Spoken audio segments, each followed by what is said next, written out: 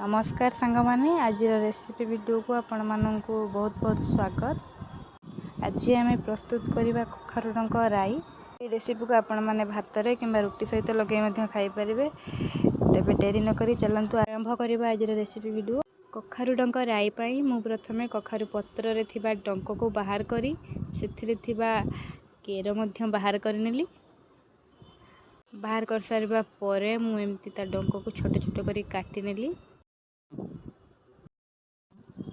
आउ एबे कखारुर डंक को मध्य एम्ति मु छोटे छोटे करी काटी नेली।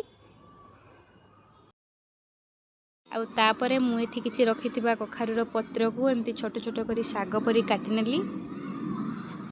आउ ता सहित रखिथिबा कखारु पत्रर डंक को मध्य मु एम्ति छोटे छोटे करी काटी नेथि। एबे आमे गैस ऑन करी कढ़ा बसाई सेतरे किछि सुरस तेल पकेइबा। तेल गरम होला परे सेतरे किछि पंच फुटण पकेइबा। फुटण फुटिबा परे किछि पियाज पकेइ नेबा। पियाज को टिके भाजी नेबा। पियाज एठी किछि समय भाजी हेबा परे एथिरे पकेइबा पई मु किछि परिबा काटिथिली।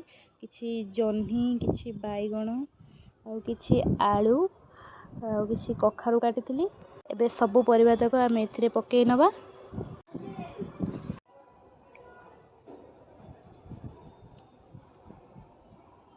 आउ काटी के रखिथिबा किछि कखारुर डंक मध्य पकेइ दबा। एहा परे सब परिबा गुडा को आमे एम्ति भलो भाबरे मिसेइ नबा।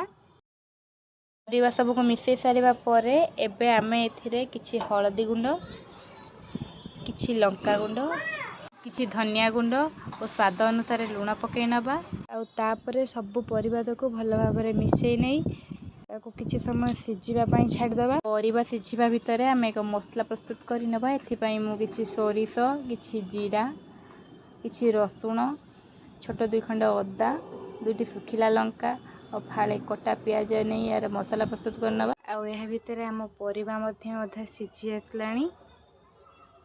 एबे आमे एथिरे बनै रखिथिबा मसला पकेइ नबा। तापरे एहाको आमे भलो भाबरे परिबा सह मिसेइ नै किछि समय छाडी दबा। किछि समय परे एथिरे आमे किछि पानी पकेइ नबा।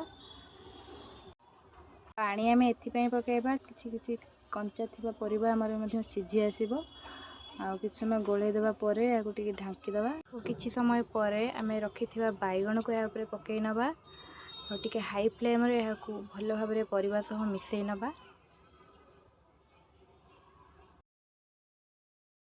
खंतु सब परिबा सहित हमर एबे बाईगण भी पूरा मिसी आसलाणी। आ एबे आमे रखिथिबा साग को मध्य एथिरे पकेइ नबा। एबे साग को परिबा सहित भलो भाबे मिसेइ दबा। किछि समय मिसेइबा परे देखंतु हमर साग भी मध्य परिबा सब पूरा मिसी आसलाणी। सागर स्वाद बढ़िया पई हम एथिरे अल्प टिके चीनी आ किछि बढीर गुंड पकेइ नबा।